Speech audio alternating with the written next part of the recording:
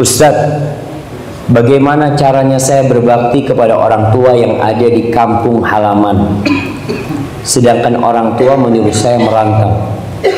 Nah, ketika orang tua yang menyuruh, maka bentuk kebaktianmu kepada orang tua, kau merantau dan tidak berkhianat kepada orang tuamu. Apa tujuan orang tua menyuruhmu merantau? Agar paling tidak kau mendapatkan manfaat dari perantauanmu, baik berupa harta, berupa ilmu yang bermanfaat, amal soleh.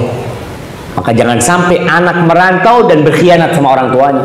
Di sini dia tidur-tiduran, di sini dia tidak bekerja dengan baik, maka bekerjalah dengan baik. Ambillah manfaat dalam perantauanmu. Terus doakan kepada orang tuamu, kapan kau memiliki rezeki balik hanya untuk berjumpa dengan orang tuamu. Barakallahu fikum. Ustaz, apakah membantu orang tua dalam bentuk amal kepada orang tua disebut sebagai sedekah? Nah, di surat Al-Baqarah orang-orang bertanya, yas'alunaka madza yunfiqun. Mereka bertanya kepadamu tentang apa yang mereka infakkan dan kepada siapa mereka menginfakkan harta mereka. Apa kata Allah? Qul ma anfaqtum min khairin falil walidaini wal aqrabin. Katakan kepada mereka bahwa apa yang kalian infakkan dari harta kalian itu, maka yang paling berhak mendapatkannya siapa? Orang tua. Kedua orang tua, kerabat-kerabat kalian. Kau akan dapat dua pahala. Pahala sedekah itu sendiri, yang kedua pahala silaturahim. Dan ketika engkau beramal, berbuat baik kepada orang tua, tentunya itu lebih mulia daripada kau berbuat kepada orang lain. Makanya jangan merasa kalau ngasih orang tua nggak dapat pahala. Pahalanya lebih besar daripada kau ngasih orang lain. Hadza wallahu a'lam bishawab. Ustaz, mana yang didahulukan? Apakah berbakti kepada orang tua atau menikah? Karena setahu ana berbakti kepada orang tua itu wajib hukumnya, sedangkan menikah adalah sunnah. Mohon koreksi bila ana salah, karena saat ini kebutuhan mendesak ana saat ini adalah berbakti kepada orang tua, namun ana ingin menikah. Pertama, tidak bertentangan pernikahan dengan berbakti sama orang tua.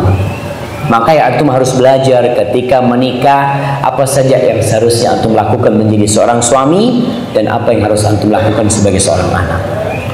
Cuma kalau antum mau menikah, ngomong sama orang tuanya. Ustaz udah ngomong sama orang tua tapi nggak dikasih sama orang tua. Yang kau terus memohon, mendoakan orang tua, mengatakan ayah, ibu, anak kayaknya kalau nggak menikah takut berzina anak ibu. Mungkin orang tuanya mengatakan, ya udah kau malam ini nikah, sudah bismillah. Ya karena anaknya udah takut berzina orang tua. Maka dengan cara yang baik. Ingat, iya kalau dikatakan berbakti sama orang tua wajib, menikah sunnah, nah. Tapi kadang-kala menikah itu jatuh wajib. Ketika engkau tidak menikah, kau melakukan dosa. Maka perlu perhatian di sini agar kita tidak menganggap kedua perbuatan itu bertentangan. Tidak, dua-duanya amal kebajikan. An-nikahu sunnati, kata Nabi alaihi salatu wassalam. Kau menikahkan, kau terus berbuat baik kepada orang tua.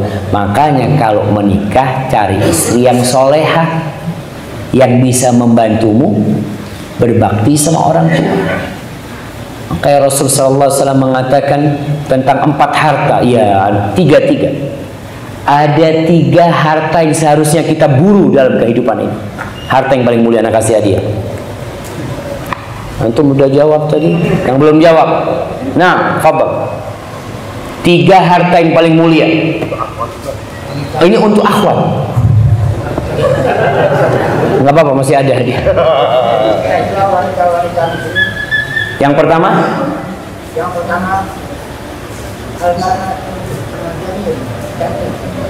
istri yang cantik. Yang kedua, keturunan. Yang ketiga, ad-dinul Islam. Kayaknya kurang tepat, jamaah. 3 harta yang para sahabat bertanya ketika turun ayat. Nah,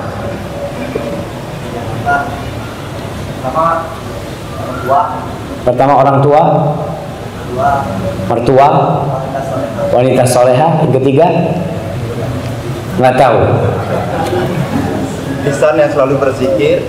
Nah, ini dengarkan. Lisan yang selalu berzikir. Istri solehah yang bisa membangunkan untuk mengajak kebaikan kepada suami. Istri yang senantiasa mengajak kepada kebaikan. Yang ketiga, berbakti kepada orang tua. Berbakti sama orang tua.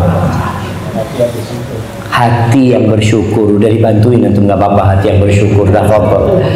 Nah, ini kata Nabi SAW ketika turun firman Allah, alladzina yaknizuna innal ladzina yaknizuna adh-dhahaba wal fiddata wa la yunfiqunaha fi sabilillah fabashshirhum bi'adzabin alim yauma yuhma 'alaiha fi nari jahannam, sampai akhir ayat itu. Para sahabat takut mengumpulkan harta. Ternyata harta yang ditumpuk, yang ditimbun akan menjadi setrika buat pemiliknya pada hari kiamat. Maka mereka bertanya, ya Rasulullah, lau alimna afdal amwal fanattakhidhu. Kalau kita tahu harta yang paling mulia, kita akan kumpulkan. Kata Nabi sallallahu alaihi wasallam, afdaluhu lisanun dzakir wa qalbun syakir wa zaujatun mu'minatun tu'inuhu ala imanihi, wa fi riwayatin wa zaujatun mu'minatun tu'inuhu ala amril akhirah. Itu 3. Lisan yang pandai berzikir, hati yang pandai bersyukur, dan istri yang membantu urusan akhirat, bukan istri yang bisa buka warung. Nah, cari istri yang bisa dapat fulus, Ustaz. 3 itu aja. Makanya kalau kau mau menikah, cari istri yang soleh, yang membantumu berbakti sama orang tua. Karena sebagian menantu itu lebih dicintai sama mertua daripada anak sendiri. Gara-gara tuh menantu baik, maka fadhol kau cari. Ustaz, apa yang harus ana lakukan jika suatu kesempatan sang anak ingin menghadiri majelis ilmu, sementara di saat yang sama si ibu ingin dan membutuhkan anaknya? Kau sama ibumu jemaah, kau bisa nuntut ilmu di lain waktu, di waktu yang lain. Dan sekarang Masya Allah, dengan adanya kamera, dengan adanya media, kalau kau nggak bisa hadir sekarang, kau bisa belajar nanti. Alhamdulillah. Tapi berbakti sama orang tua, bayangkan sholat sunnah aja antum dipanggil sama ibu, fulan berhenti kau sholat, kau datengin ibu. Hadza wallahu a'lam bissawab. Ustaz, adakah doa ikhtiar khusus agar segera dipertemukan dengan jodoh? Antum nggak perlu dipertemukan, antum cari jodohnya. Bersamaan dengan safarnya Ustaz, tolong doakan ana. Kami, karena doa orang safar salah satu doa yang diijabahkan. Masya Allah. Mudah-mudahan antum cepat nikah dengan istri yang soleh, dan semua yang belum nikah. Barakallahu fikum. Insyaallah tuh doanya diaminkan sama semua. Terus gimana kalau yang sudah punya istri mengaminkan juga, Ustaz? Masya Allah. Berarti tambah nih. Masya Allah. Hati-hati antum nih. Nah. Barakallah. Ustaz, ana mau tanya, afan sebelumnya pertanyaan di luar tema. Gimana kok lolos? Bagaimana caranya mendapatkan kekayaan?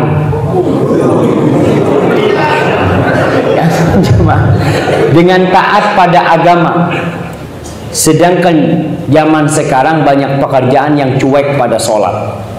Dan apa saja amalan yang harus diistiqomahkan untuk mencari rezeki yang barokah dan bisa membuat kaya?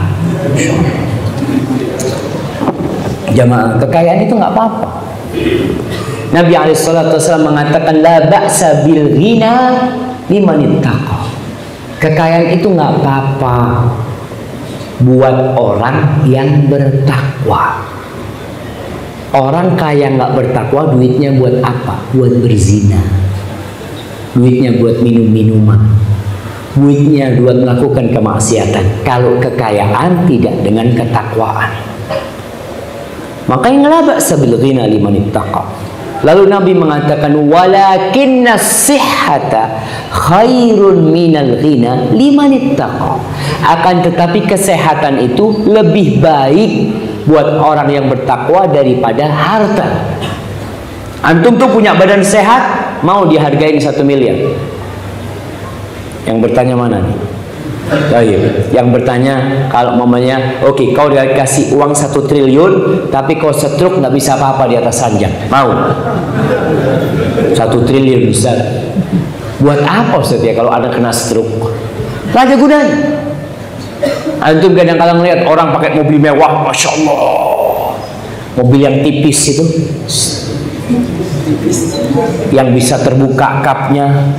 Antum melihat ada orang datang, masya Allah, kapan anda punya kayak gini ya? Tahu-tahu yang keluar kakinya putus 1, pincang. Antum mau pincang naik mobil itu? Mau? Apa antum nggak Ustaz Ahsan punya kaki Ustaz? Nggak apa-apa, sudah nggak punya mobil, yang penting 2 kakinya sehat. Tuh kata Nabi SAW, sehat itu lebih baik daripada kekayaan. Antum mau minta kekayaan, boleh, tafadhal.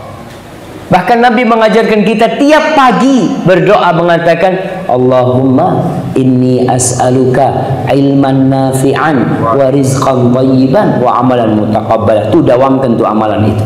Tiap pagi sebelum matahari terbit, kau baca, Allahumma inni as'aluka ilman nafi'an, ilmu yang bermanfaat ya Allah. Tuh, takut kau dikasih rizki tapi nggak punya ilmu, jadi mudarat.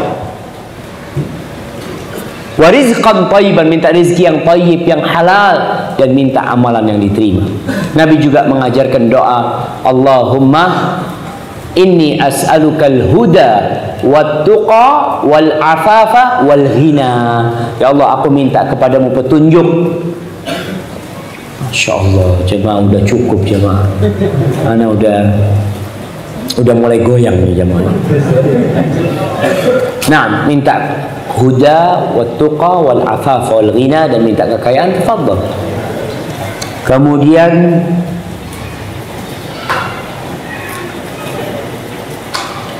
apa yang dimaksud dengan masuk surga? Kayaknya dia pertanyaannya 2 jemaah, jadi 1 aja yang Anda baca.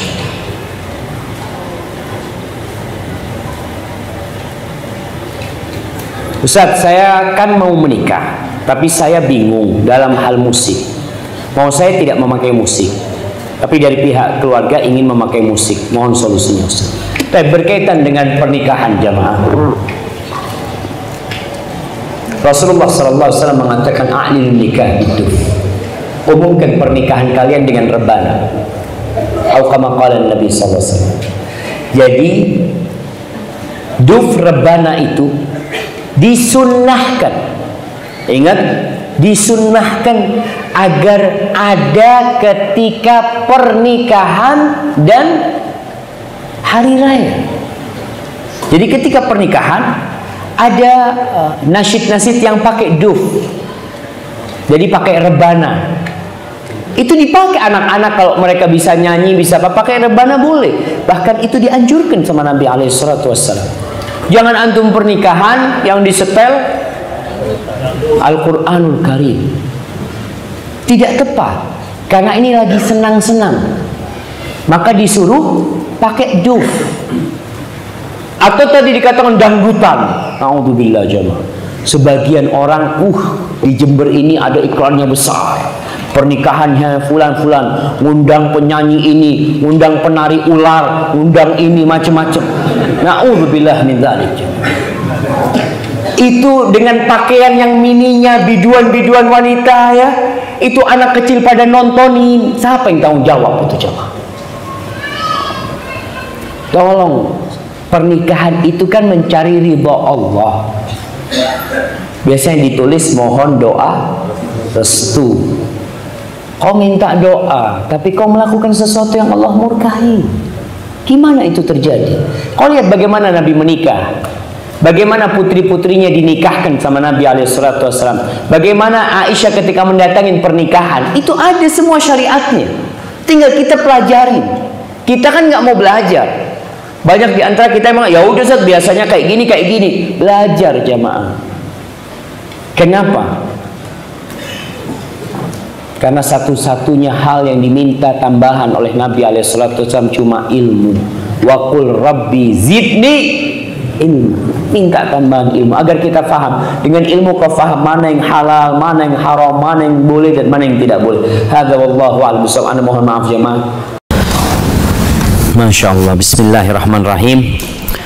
Maaf Ustaz, bagaimana jika suami kerja sampai sore, istri juga kerja sampai sore? Saya memilih menyekolahkan anak di sekolah yang saya percaya bisa mendidik secara agama. Sekolahnya dari pagi sampai sore juga. Bolehkah saya limpahkan tanggung jawab ke sekolah karena hampir seharian anak saya ada di sekolah? Tadi Ana udah sampaikan, sekolah itu hanya membantu. Tugas utama yang bakal ditanya sama Allah nanti pada hari kiamat siapa? Bapak sama ibunya. Maka jangan melimpahkan semuanya. Alhamdulillah ada yang mau membantu dari pagi sampai sore. Sisanya ini tolong dimanfaatkan untuk mendidik anak kita. Apa yang didapat di sekolah dari pagi sampai sore dikoreksi, dicek. Alhamdulillah ada buku penghubung antara sekolah sama orang tua sehingga bisa mengikutin. Kemudian juga ada hari libur. Masya Allah jemaah. Ada sekolah-sekolah ya, mudah-mudahan Nazira ini juga sudah seperti itu. Jadi tugas anak di rumah itu ternyata bukan hanya tugas menghafal, menjawab pertanyaan, ada tugas etika. Ada tugas anak itu di rumah, Masya Allah, cuci piring sendiri. Tugas sekolah. Ada nggak tugas itu? Nazira? Ada. Tugas cuci piring, bikin kopi, bikin teh, mijetin ibunya. Ada? Ada nggak? Ada apa enggak? Ada. Suruh mijetin bapaknya. Bapak-bapak pernah dipijit sama anaknya pulang dari sekolah? Belum, kata bapak-bapaknya. Iya, kembali tetap tadi ada tugas-tugas dari sekolah jemaah. Kenapa? Karena anak ini kan merasa dititipkan ke sekolahan. Kadang-kala dia lebih taat dengan perintah sekolahan daripada perintah orang tuanya. Maka orang tua minta bantuan sekolahan. Tolong Pak Ustadz, guru, anak saya dikasih tugas untuk ngepel di rumah, untuk nyapu, untuk apa. Ketika hari libur dia full aktivitas. Maka sekali lagi buat orang tua, tanggung jawab tetap tanggung jawab orang tua. Sekolah hanya membantu saja. Walaupun di pesantren, pesantren itu 24 jam bukan pagi sampai sore. Jadi orang tua jangan berpikir anak-anak sekolah pesantren keluar, pikirnya keluar dari perusahaan, dari pabrik sesuai dengan diinginkan. Orang tua harus ada perannya di sana. Hadza wallahu a'lam bishawab. Dan untuk yang bekerja suami istri, cobalah dipikirkan kembali. Kalau anak-anak sudah sekolah, mungkin ada tempat penitipan anak. Tapi kalau anak itu masih kecil, di masa umur 1 tahun sampai 6 tahun, itu masa-masa dia menyerap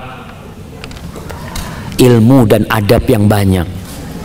Kadangkala anak itu dirawat oleh pembantu di rumah. Orang tuanya cari duit. Pembantu ngerawat anak kita juga cari duit. Jadi apakah pembantu akan merawat dengan cinta dan kasih sayang? Ya, adalah sebagian pembantu seperti itu, tapi tidak seperti ibunya sendiri. Barakallahu fikum. Afwan Ustaz, saya mau bertanya, apa yang harus dilakukan orang tua yang telah menyesal karena bersikap keras terhadap anaknya dan sekarang anaknya tidak peduli terhadap nasihat orang tuanya? Bagaimana cara memperbaiki keadaan ini? Jamaah rahimakumullah, selalu ada jalan keluar. Jalan keluar yang pertama adalah memohon kepada Allah Subhanahu wa taala agar mengampuni dosa-dosa kita. Kalau memang kita telah melakukan kesalahan dalam mendidik anak-anak kita. Itu yang pertama. Yang kedua, memperbaiki hubungan sama anak. Bukan dengan membelikan yang dia inginkan, tidak. Tadi kita bicara tentang komunikasi yang baik, interaksi yang baik, dialog sama anak kita. Ajak anaknya makan berdua ke warung umpamanya, makan berdua ke warung sambil ngobrol sama anaknya. Nggak usah ngomong masalah yang lain-lain, cuma ya berbagi cinta dan kasih sayang sama anaknya. Kemudian sampaikan kepada anak, minta maaf. Nggak masalah orang tua minta maaf sama anaknya. Sampaikan kepada anak, nah ayah akan lebih baik lagi dalam mendidikmu umpamanya. Kemudian lihat, kadangkala anak kita ini terpengaruh sama teman-temannya. Orang tua pun harus peduli. Tadi yang Anda sampaikan, kita perlu mendengar dari anak kita, tanyakan dengan siapa dia berteman. Sekali-kali bikin acara di rumah, undang teman-teman dia, supaya kelihatan gimana sih model sohib-sohibnya. Apalagi anak-anak yang sudah mulai remaja ya, supaya kita tahu, oh fulan ini yang mempengaruhi anak-anak. Kelihatan nantinya di rumah itu coba. Itu mungkin yang bisa dilakukan orang tua sambil terus tadi berdoa memohon ampun kepada Allah Subhanahu wa taala. Barakallahu fikum. Kemudian mungkin tambahan hadiah jamaah. Rasul sallallahu alaihi wasallam mengatakan tahadu tahabu. Kalian saling berbagi hadiah karena hadiah akan menumbuhkan cinta dan kasih sayang. Ini orang tua kalau datang beli hadiah buat anaknya ya, masya Allah, masya Allah. Apa aja, kalau pulang dari luar rumah bawa hadiah. Walaupun hadiah itu mungkin sesuatu yang remeh. Anak kita ya sedang SD, mungkin kita beli hadiah kan pena buat dia, orotan buat dia, penghapus buat dia. Tuh orang tua bawa, bahagianya dia dikasih sama orang tuanya. Tapi yang sudah remaja mungkin hadiahnya lain lah, yang sesuai dengan umur mereka. Assalamualaikum Ustaz. Waalaikumsalam. Saya mau tanya, bagaimana mendapatkan kasih sayang ayah yang sudah menikah lagi? Ini yang tanya anaknya kayaknya sama. Bapaknya kawin lagi. Nah, ini rada-rada berat pertanyaan ini, karena anak berusaha mendapatkan kasih sayang ayahnya, padahal seharusnya ayah yang mengasihi anaknya. Cuma dia kepingin nih gimana bisa dapat kasih sayang ayah. Yang pertama buat anak ini, lihat kesukaan ayahnya, cintai apa yang dicintai ayahnya. Kadang-kala kalau ayah itu cinta sama istrinya, usahakan anti juga cinta sama istrinya ayah. Karena ada anak yang benci sama istri, bapaknya nggak suka, Ustaz, anak nggak suka Ustaz. Akhirnya istri bapak ini malah mempengaruhi bapak untuk benci kepada anaknya. Maka kalau kita bicara tadi rekayasa, udahlah dibikinlah bagaimana, walaupun kau nggak suka sama istrinya ayah, tapi karena ayah suka sama istrinya, aku akan menghormatin istri ayah, aku akan menghargai istri ayah ketika ada ayah dan ketika tidak ada ayah. Bukan sebuah kepalsuan, tapi memang kita hormatin. Salah satu bentuk kebaktian anak sama orang tuanya adalah berbuat baik kepada orang-orang yang dicintai oleh orang tuanya. Jangan sama istrinya ayah, sama teman-temannya ayah kita disuruh berbuat baik. Sama kerabat-kerabatnya ayah, apalagi ini istri ayah. Kemudian yang terakhir doa lagi. Wallahi jamaah, yang punya langit dan bumi ini siapa? Allah Azza wa Jalla. Hati manusia itu ada di tangan Allah. Kita tinggal minta sama Allah bagaimana membolak-balikkan hati ayah sehingga memberikan kasih sayangnya kembali kepada anak-anaknya. Dan doakan ayahnya supaya terhindar dari dosa. Karena salah satu yang membuat rusak rumah tangga itu dosa. Semoga Allah menyelamatkan kita dari dosa-dosa. Barakallahu fikum. Saya ingin bertanya, bagaimana cara menghindari K-pop? K-pop, apa ini jemaah? Karena sekarang ini dunia K-pop mulai meluas Ustaz. Waalaikumsalam. Nah, Korea. Apa namanya, bacaannya apa? K-pop. K-pop. Allahu Akbar jamaah. Iya. Kenapa sih artis-artis Korea itu menarik jemaah? Ini cerita teman. Ternyata di Korea itu memang menggarap dunia apa, acting mereka. Itu mereka ingin bersaing dengan Hollywood. Makanya mereka bikin artisnya itu dibuat, ada pabriknya jemaah. Iya. Artisnya itu operasi plastik, ini itu macam-macam, sampai jadi seperti yang lihat sekarang. Sehingga banyak artis-artis Korea itu yang hidup menderita karena dia harus tampil sempurna. Maka kalau kita dengar terakhir berapa bulan yang lalu, yang bunuh diri lagi, bunuh diri, terus bunuh diri mereka. Cuma yang kita lihat itu acting yang jadi masalah. Subhanallah, ada bukan teman, sepupu dia ngasih tau Ana. Dia ngatakan, "Kak, lihat ini Kak."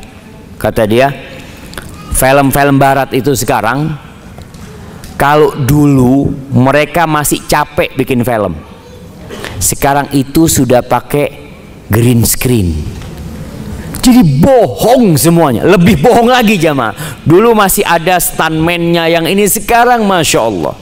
Sekarang kalau bicara bagaimana kita meninggalkan K-pop ini, ya udah, kita buka kepada anak-anak kita, mereka itu siapa sebenarnya.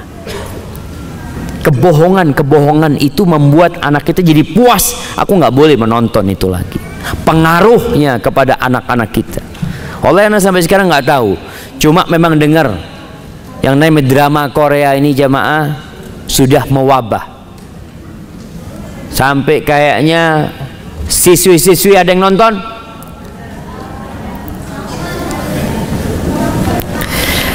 Bapak-bapak, kira-kira apa yang harus kita lakukan? Iya, cari ganti. Karena orang itu biasanya memang ada yang namanya kecanduan, sehingga yang kecanduan itu ada rehabilitasi. Bagaimana sekarang direhabilitasi dia? Ya gimana rehabilitasinya dibikin? Kalau dia kecanduan film, bagaimana kita kasih dia aktivitas yang membuat dia nggak punya waktu untuk nonton. Orang tua tadi kita katakan duduk sama anaknya, ngobrol sama anaknya. Ketika nonton sesuatu perlu memang ada screening time sama anak-anaknya, ada playing time, ada waktu nonton yang bermanfaat, nonton yang ada gunanya. Duduk sama anaknya, lihat nih, ini nak seperti ini, seperti itu. Ada film-film dokumenter mamanya yang bisa dilihat, ada film-film tentang alam, banyak yang bermanfaat sebenarnya jamaah. Tapi karena ya dia sudah terpengaruh sama teman-temannya, apalagi kalau remaja mulai ada benih-benih cinta ya. Dia lihat, oh ini bagus banget ya. Sambil terus berdoa lagi sama Allah Subhanahu wa taala supaya anaknya diselamatkan dari itu. Duhai ayah bunda, dengarkan nih, ini ada yang tulis ini. Duhai ayah bunda, dengarkanlah kami bagaimana cara memberitahu ayah untuk berhenti merokok. Karena berbagai macam cara sudah dilakukan tapi belum berhenti. Karena kami sayang dengan ayah, tolong Ustadz nasihatnya. Semoga pulang dari sini ayah dapat semangat untuk berhenti rokok. Ya, ayahnya lagi hadir di sini jamaah. Nah, ya kalau bicara hukum rokok jamaah, kalau bicara hukum rokok, mungkin ada yang masih condong kepada makruh karena syahwatnya ada di sana, nafsunya ada di sana. Ada sebuah alat detektor mini alat detektor ini, paling enggak kita bisa mengetahui ini hukumnya yang lebih kuat yang mana, halal atau haram. Jadi dalam urusan-urusan yang syubhat umpamanya, kita dikasih alat sama Allah untuk mendeteksi, oh kayaknya ini haram. Apa alat itu? Alat itu namanya al-his al-akhlaqi. Sebagian ulama mengatakan itu nurani mungkin ya. Allah kasih di hati kita yang kita bisa bedakan, kayaknya ngebaik ini kayaknya buruk yang ini. Dia bisa tahu. Allah mengatakan balil insanu ala nafsihi basirah walau alqa ma'adzirah. Orang tuh tahu, jiwa dia itu tahu, walaupun dia punya alasan 1, 2, 3, 4, tapi hati nurani dia nggak bisa dibohongin, nggak bisa dibohongin. Kalau bicara hukum agama, Rasul sallallahu alaihi wasallam mengatakan al halalu bayyinun wal haramu bayyinun. Halal itu jelas, haram itu jelas. Wa bainahuma umurun mushtabihat. Di antara halal haram ini ada perkara-perkara yang bercampur jemaah, yang nggak jelas. Ada unsur halalnya tapi ada unsur haramnya. Syubhat. Tugas kita apa? Menghadapi hal yang seperti ini ada dua hal. Yang pertama, kalau ini urusan perintah, ada yang mengatakan wajib, ada yang mengatakan sunnah, maka yang harus kita lakukan apa? Kerjakan. Kan syubhat, Ustaz, ini ada yang mengatakan ada yang mengatakan wajib, ada yang mengatakan sunnah. Ya udah, nggak usah ribut, kerjakan. Kan sama-sama perintah, cuma yang dibicarakan adalah kualitas perintahnya, sampai tingkat wajib atau sunnah. Tugas kita dalam urusan ini jangan berdebat, tapi melaksanakan perintah. Selesai, sudah selamat kita. Tapi kalau syubhatnya ini berupa ini, Ustaz, ada yang mengatakan haram, ada yang mengatakan halal, apa yang kita lakukan? Apakah kita lebih kuatkan yang halal atau yang haram? Yang haram, tinggalkan sudah. Apalagi tadi ini, Ustaz, ada yang mengatakan haram, ada yang mengatakan makruh, sama-sama dilarang, tinggal kualitas larangannya apakah sampai haram atau hanya sampai makruh. Ketika itu apa yang kita lakukan? Tinggalkan. Karena kalau sudah bicara bercampur antara haram sama makruh, sama-sama larangan, untuk menyelamatkan diri kita, kita meninggalkannya. Baik, itu yang pertama. Yang kedua, detektor yang kedua jemaah. Surga itu dikelilingi dengan pagar yang dibenci oleh jiwa kita, sedangkan neraka itu dikelilingi oleh pagar yang disukai oleh syahwat dan nafsu kita. Antum tinggal lihat nih, nafsu antum lebih condong melakukan atau meninggalkan. Kalau aduh Ustaz, ana lebih suka ngerokok sih Ustaz ya. Ya kayaknya takut ke neraka nantinya. Kalau syahwatnya ke sana. Tapi kalau mau main sholat malam, antum sholat malam nggak? Aduh berat sholat malam di situ. Ah itu insya Allah ke surga. Jadi yang berat oleh jiwa kita, insya Allah ke surga. Yang disukai oleh nafsu kita, nantarkan ke neraka. Itu ketika kita tidak tahu sama dalil. Ana nggak tahu dalilnya Ustaz. Atau katanya ini ulama khilaf Ustaz. Ana yang mana ana pilih Ustaz? Kalau nafsu ana sih lebih baik yang makruh Ustaz. Itu nafsu. Kalau sudah nafsunya ke sana, tinggalkan. Karena neraka itu dibalut dengan yang disukai oleh jiwa kita. Tuh anaknya udah doa, mudah-mudahan bapaknya keluar dari sini berhenti ngerokok. Dan alhamdulillah, padahal ayahnya berhenti ngerokok di sini sudah jemaah.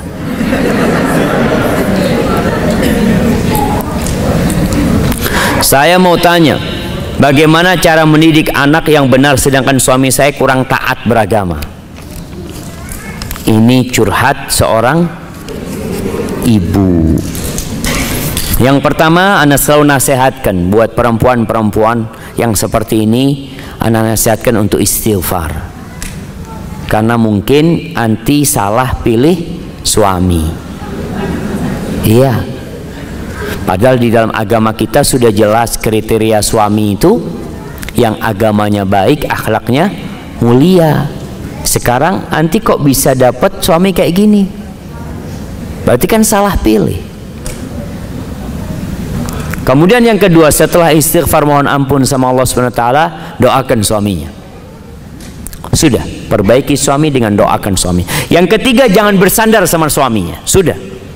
Ada wanita yang selalu mengeluh sama suaminya, ayolah bang, bantu didik anak bang, ayo. Akhirnya anak nggak bener, suami istri berantem terus. Ketika tahu suaminya berat untuk diajak kompromi, ya sudah, minta tolong sama Allah, aku akan didik anakku sendiri dengan bantuan Allah Subhanahu wa taala. Sambil terus berusaha memperbaiki suami. Jangan sampai kita tadi bicara rekayasa tempat pendidikan ini. Jangan sampai anak kita melihat bapak ibunya ribut terus. Keributan itu kalau memang tidak bisa dihindarin, tolong di kamar dikunci. Jangan sampai anak-anak dengar. Seperti itu. Ya mau nggak mau cuma sabar. Terus mau gimana lagi? Orang ibu yang salah pilih suami.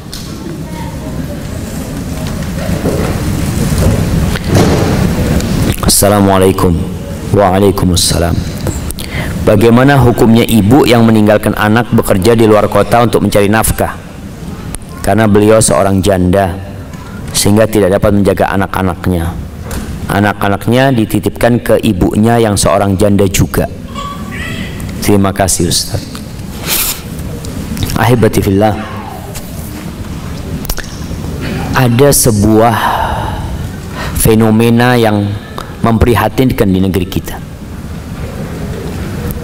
Apa?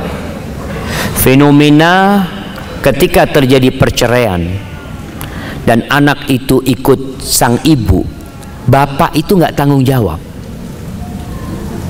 Bapak itu tidak tanggung jawab.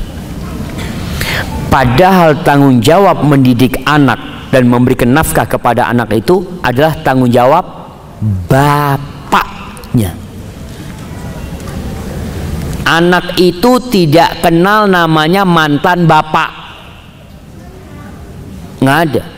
Mantan istri iya. Jadi seorang bapak ketika menceraikan istrinya, anak-anak itu 100% tanggung jawab bapaknya. Memberikan nafkah, mendidik anaknya walaupun anak itu ikut ibunya.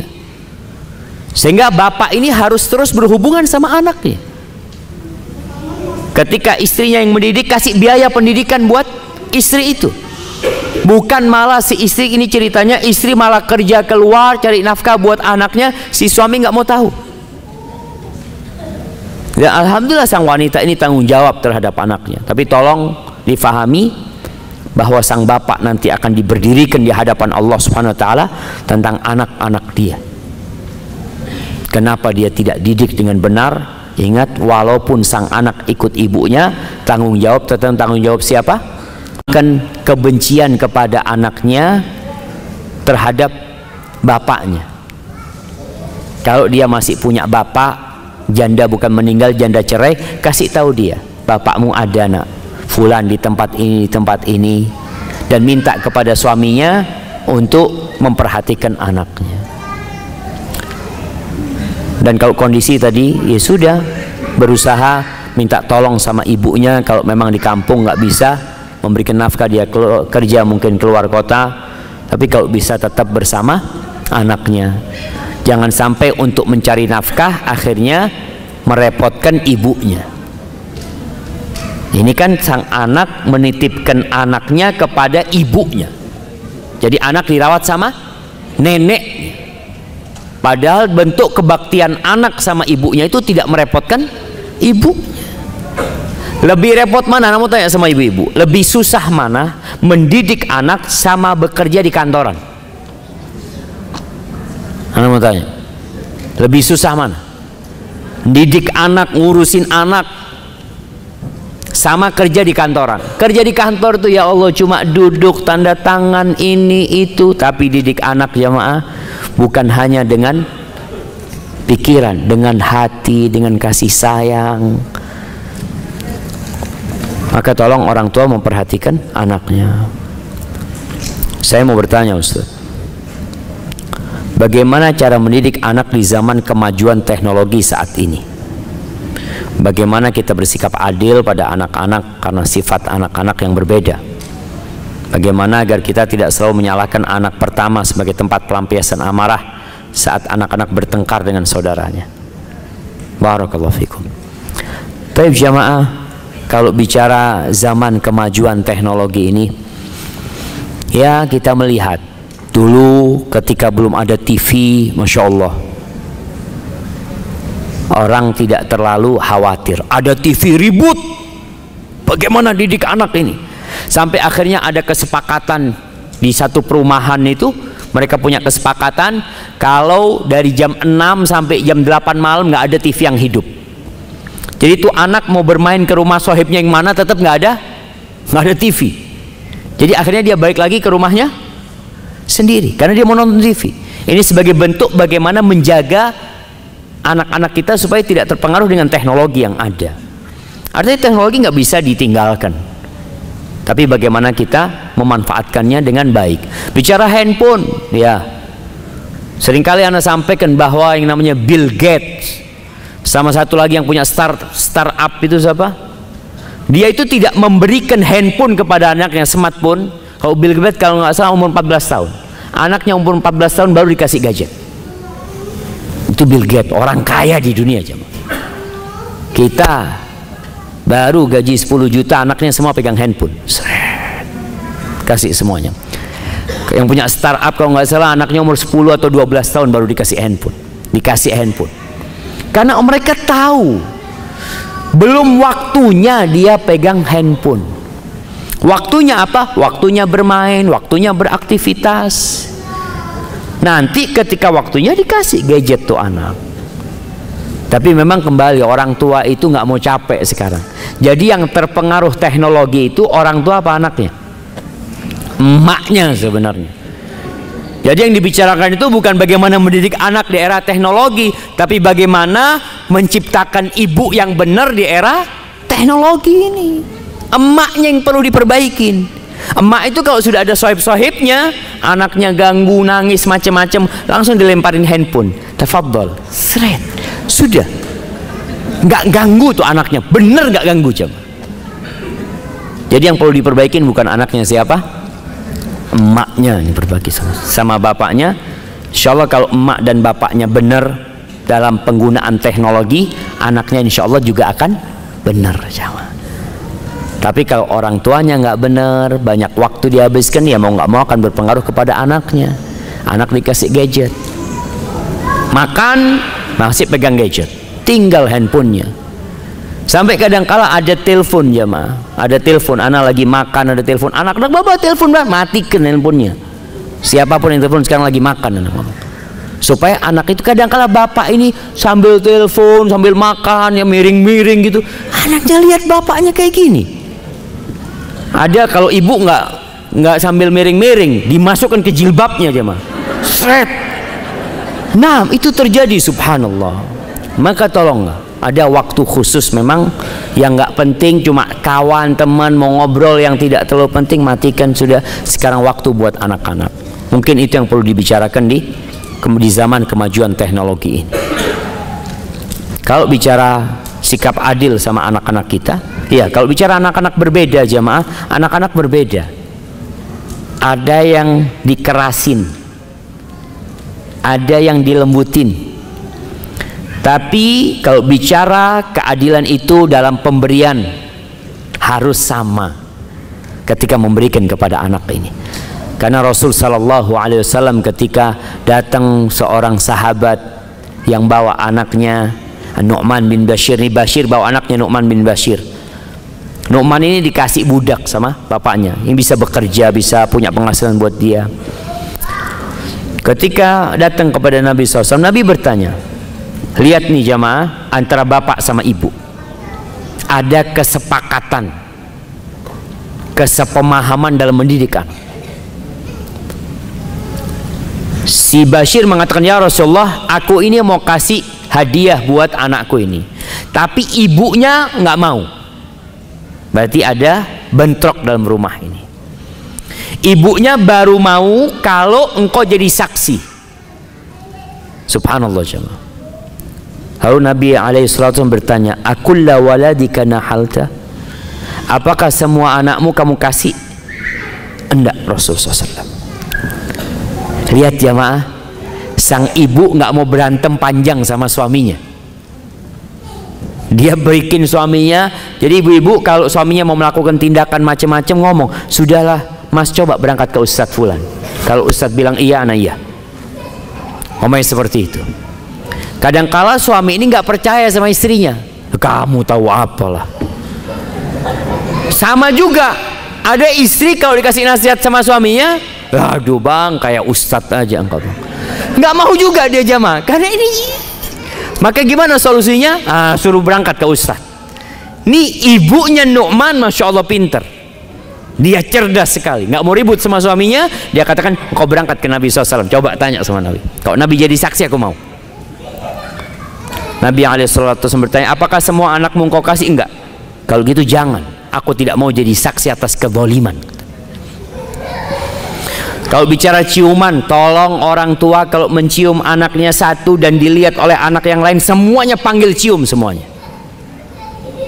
Jangan sampai itu anak melihat antum hanya mencium satu anak. Kadang-kadang kan orang tua, ya Allah, lagi rindu sama tuh anak, dia ciumin, tapi ada satu yang bandel, antum malas nyium dia. Cium juga supaya dia merasakan dia dicintai. Mungkin seperti itu.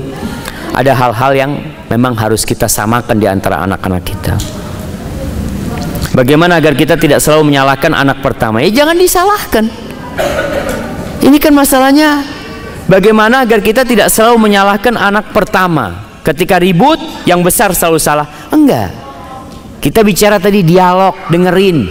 Ini apa masalahnya? Kadang-kadang tuh ada anak kecil jamaah selalu ribut jamaah. Apa istilahnya, perang-perangan, pukul-pukulan dia. Ketika dia sudah mulai besar, kasih tahu anaknya, nak, kalau mau main di luar sana, nggak apa-apa main di sana, tapi jangan di sini. Ruang mana, di kamar nggak boleh lagi, di sini bolehnya. Ayah jadi ngelihat. Mungkin di situ sebagai solusi supaya ngelihat sebenarnya siapa sih yang salah. Kadangkala orang tua ini nyalahkan yang besar. Sejatinya yang salah yang kecil, yang suka godain orang tuh, yang suka godain kakaknya. Maka tolong jadilah orang yang adil. Di sini di dalam Islam itu, ketika ada orang yang berantem, kita diperintahkan untuk mendengar dari kedua belah pihak, sehingga kita bisa menentukan sikap. Apa anak usia di bawah 5 tahun laki-laki tidak boleh diajak ke masjid saat maghrib? Tergantung kondisi anaknya jemaah. Jadi kalau bicara umur, ada anak yang umurnya sudah cukup tapi masih ganggu orang lain. Tapi ada anak yang umurnya masya Allah. Anak itu kadang-kadang kalau ngelihat ada anaknya mahasiswa ya, datang ke masjid, umur mungkin 4 tahun, nggak kemana-mana jemaah. Dia hanya di kaki bapaknya aja, masya Allah. Tapi ada anak masya Allah, umur 5 tahun, 6 tahun, sampai ke mimbar, kacamatanya siapa diambil, berlari ke sana. Ini orang sholat, ya Allah kacamataku, astagfirullah. Nah, artinya nggak bisa disamakan. Makanya kalau bawa anak ke masjid dicoba. Oh dilihat, oh nggak bisa. Ngomong sama ibunya, afwan anaknya belum bisa dibawa ke masjid. Tapi ada yang bisa. Dan orang tua pun harus sabar. Kalau bawa anak itu, cari tempat yang tidak mengganggu, di pojokan umpamanya ya. Cari tempat, maka ya datangnya jangan telat. Orang tua kalau bawa anak kecil, datangnya jangan telat, datang duluan. Kalau di pojokan sudah dia. Di situ dia bisa melihat bapaknya lagi sholat sunnah, anaknya ngapain. Sehingga itu bisa menjadi alat untuk mengetahui apakah anaknya sudah waktunya ke masjid atau belum jemaah. Pertanyaan selanjutnya, bagaimana cara adab menasihati anak agar anak merasa dicinta dan nasihat tersebut tidak menyakiti? Tadi kalau ngasih nasihat anak jangan teriak-teriak, jangan marah. Karena kalau orang marah tidak bisa mengontrol ucapannya. Dia mau ngomong apa itu, yang terjadi hanya emosi, matanya merah, suaranya keras, dan dia berpikir anaknya akan mendengarkan. Dia nakut-nakutin anaknya. Wow, nggak kayak gitu. Nasihat, cari waktu duduk sama anaknya ya. Masya Allah, Masya Allah. Anak pernah kasih tahu sama ibu anak, Syafiq, kalau mau mukul anaknya jangan pakai tangan. Anak kasih nasihat sama ibu anak. Terus kalau mau mukul anaknya tolong masukin kamar anaknya, kunci, ngobrol sama anaknya, kasih nasihat. Ternyata abah anak dulu kalau marah sama anak memang anak dikunciin pintu. Anak pernah dipukul sama abah itu, ya namanya anak-anak lah jamaah, anak SD. Kita dipukul sama sapu lidi itu jamaah. Setelah dipukul, ibu anak yang ngasih minyak. Jadi ya dengerin ayah ya, artinya didukung ayahnya itu, didukung. Ketika ayah marah jangan mengatakan, iya kamu sabar ya dipukul ayahnya. Jangan bilang sabar, berarti ibunya nggak dukung bapaknya. Bukan sabar, dengerin ayah. Ayah itu cinta sama engkau, ayah itu ingin engkau itu baik. Maka mudah-mudahan ini jadi pelajaran buat engkau nak. Jadi ketika ngasih nasihat anak, dimasukin ke kamar. Kalau memang harus dipukul, tapi usahakan tidak memukul anaknya. Sampai kapan orang tua menasihatin anaknya? Apakah sampai berkeluarga? Bagaimana adab menasihatnya? Sampai berkeluarga, sampai punya cucu. Kalau masih anak kasih nasihat. Kita itu melihat orang lain, bukan anak kita. Melihat orang lain nggak sholat, kita punya kewajiban untuk beramar ma'ruf nahi mungkar. Gimana anak kita sendiri? Jadi jangan berpikir ketika anak itu memang ketika dia berkeluarga, ya sudah dia akan sibuk dengan keluarganya. Nggak seperti dulu di rumah kita melihat selalu. Tapi kalau kita mendengar anak itu melakukan suatu kemungkaran, maka kita jangan mengatakan udah besar kok Ustaz, bukan tanggung jawab anak. Engkau tetap bapaknya sampai kapanpun. Maka ketika melihat kemungkaran tetap ngasih nasihat sama anaknya. Kalau bicara adab, ya adabnya jangan di depan orang ya. Dipanggil anaknya berduaan tadi, dimulai dengan cinta dan kasih sayang. Pertanyaan terakhir jamaah, bagaimana apabila orang tua kita tidak peduli dengan anak-anak kandungnya karena ibu tirinya mengguna-gunai orang tua hingga tidak peduli pada anaknya? Bagaimana sikap kita sebagai anak? Masya Allah, ini curhatan seorang anak jamaah. Iya, itu terjadi, ada. Apa tugas anak? Baca Al-Baqarah di rumahnya. Ini dalam rangka kalau memang tahu sang ayah dipengaruhin sama ibu tirinya, baca Al-Baqarah dan berusaha berbuat baik kepada ibu tirinya. Kenapa Anda selalu katakan itu? Manusia ini bahan dasarnya baik, dari tanah manusia itu mudah dibentuk,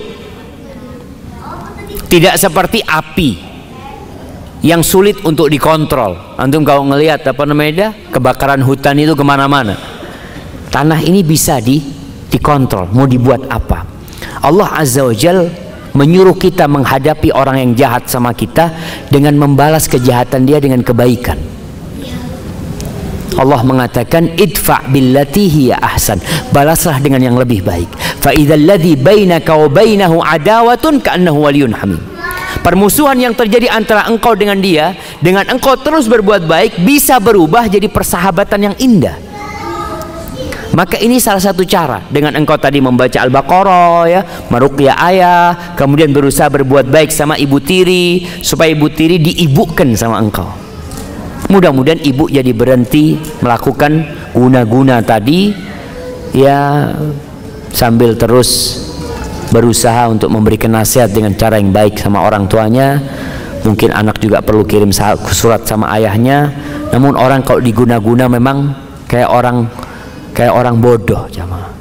Dia tidak bisa menentukan sikap, kesian. Maka obatnya tadi ruqyah salah satunya. Dan kalau bisa diajak ayahnya untuk baca zikir pagi dan petang. Semoga Allah selamatkan dari bala tersebut. Hadza wallahu a'lam bishawab. Itu yang bisa Anda sampaikan, kurang lebihnya mohon maaf.